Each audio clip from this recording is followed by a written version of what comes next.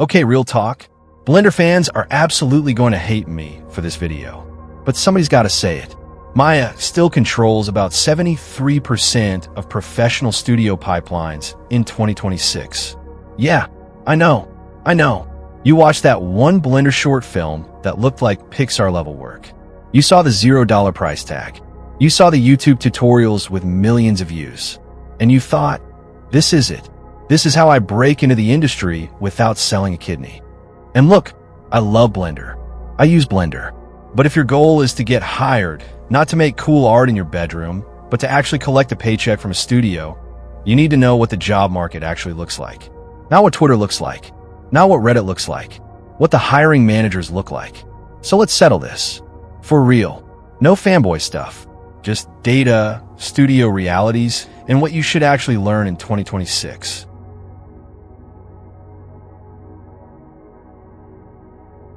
All right, let's map the battlefield. Maya is still the king of, and I hate this phrase, but it's accurate, the industry. Pixar, Maya. Industrial Light and Magic, Maya. Weta, Maya. Blizzard, Riot. Most AAA game cinematics, Maya. Why? It's not because Maya is better. It's because Maya is entrenched. These studios have pipelines built over 20 years.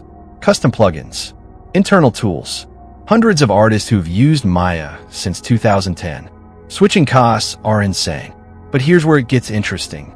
Blender has absolutely invaded certain sectors. Indie game studios, Blender. YouTube animation channels, Blender. Freelancers, Blender. Architectural visualization, absolutely Blender. NFT and metaverse projects from 2022 to 2024, mostly Blender. And now, AI-assisted workflows in 2026? Blender's open source nature means it integrates with new AI tools way faster. So here's the first thing you need to understand. Maya equals big studio employment. Blender equals indie, freelance, content creator employment. They're not really fighting for the same jobs. They're fighting for you, the person trying to decide where to spend the next 6 months learning.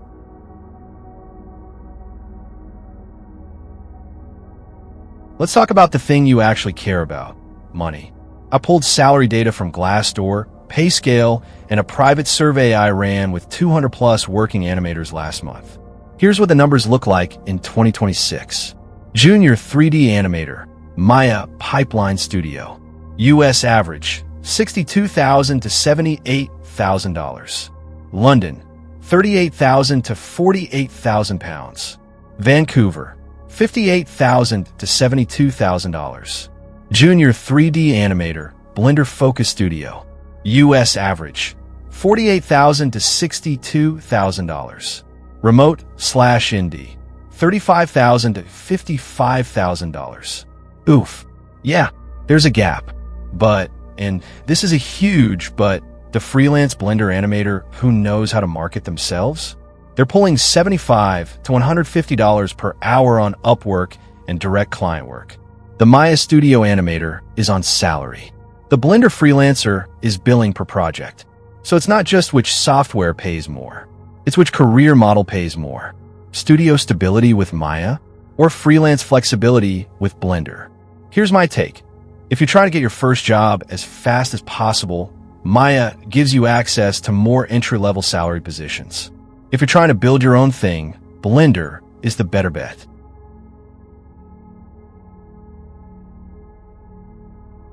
I interviewed 12 hiring managers for this video. Animation directors, studio leads, recruiters at mid-sized studios. I promised them anonymity so they could be honest. Here's what they actually said. Hiring manager number 1, AAA game studio. We don't care if your reel is made in Blender, Maya, or if you sculpted it out of actual clay. If the animation is good, it's good. But if you apply for a Maya rigging position and you only know Blender, we can't hire you. The pipeline is Maya. Hiring manager number 2, animation studio, TV series. We switched to Blender for 1 season to cut costs. It was a disaster. Not because Blender is bad, but because our entire team was trained in Maya. Retraining 40 artists cost more than the Maya licenses. Hiring manager number 3, indie studio. We only use Blender. We can't afford Maya. If you apply with a Maya reel, we assume you don't know Blender's workflow, and we skip you. See the pattern? The software is a filter. Studios don't hire the best animator. They hire the best animator who won't break their pipeline. That's a crucial difference.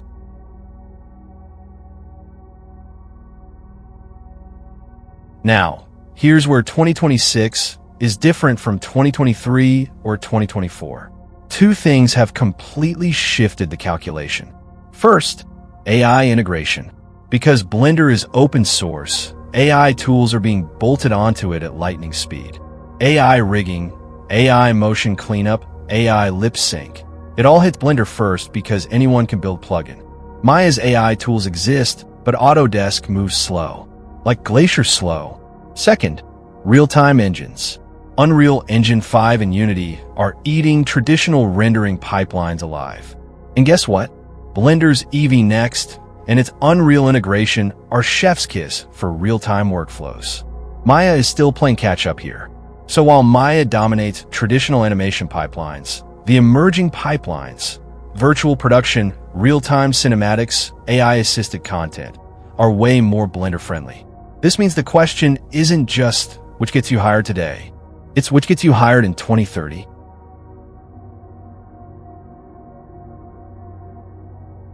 Okay, enough suspense. Here's my actual recommendation. Not the cop-out, learn both answer. Though, yeah, eventually you should, but here's where to start. If you want a studio job in film, TV, or AAA games, start with Maya. Learn the fundamentals of animation in Maya. Get comfortable with the graph editor, the rigging workflow, and the studio pipeline mindset. Once you're employable, then pick up Blender on the side. If you want to freelance, build a YouTube channel, or work indie, start with Blender. It's free, the community is massive, and you'll produce portfolio pieces faster. Learn the business side, pricing, client management, marketing, because your technical skills are only half the battle.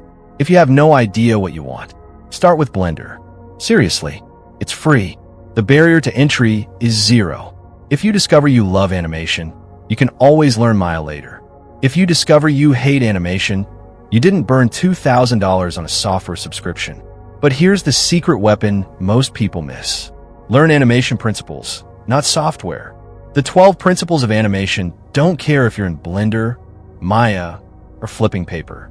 Timing, spacing, squash and stretch, appeal. If your fundamentals are solid, you can switch software in about 3 weeks. If your fundamentals are weak, you're just a person who knows which buttons to click, and AI is coming for button clickers first.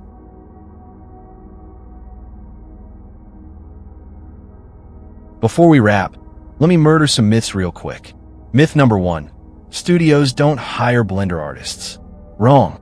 Studios hire good artists. But if the job posting says Maya required, and you only know Blender, you didn't get rejected because of snobbery. You got rejected because you can't hit the ground running. Myth number 2. Maya is dying because Blender is free. Maya made $1.4 billion for Autodesk last year. It's not dying. It's boring, but it's not dying. Myth number 3. You need to be a Maya expert to get hired. Nope. Most junior animators I know are proficient in Maya, not experts. Studios expect you to learn on the job. They just need you to know enough to not break the file. Myth number 4. Blender can't do professional work. Have you seen what people are making in Blender in 2026? The spring, short from a few years ago, was already proof. Now, it's indistinguishable. So here's the bottom line. Blender versus Maya isn't a war. It's a career choice. Maya is the safe bet for traditional studio employment. Blender is the smart bet for indie, freelance, and the future of real-time content. The best animators I know, they use both. They don't care about the logo on the box. They care about the work. But if you're just starting out, pick one. Master it. Build a reel that makes people stop scrolling. And remember, the software is just a tool. You are the animator. Now, before you go, I need to ask you something. If this video saved you from spending 6 months learning the wrong software, or if it just made you think differently about your path, hit that subscribe button. We're building something here. Every week, I break down the real stuff about animation careers, the salaries nobody talks about, the portfolios that actually get hired, and the industry shifts that are coming whether you're ready or not. If you're serious about turning 3D animation into your career, not just your hobby, subscribe, ring the bell, and drop a comment below telling me, are you Team Blender, Team Maya, or Team Just Learn Both? Also, if you want to know what those salaries actually look like in 2026, watch this video next. And if you're building your first animation reel, this one will save you from the #1 mistake I see in 90% of beginner portfolios. All right, go animate something. I'll see you in the next one.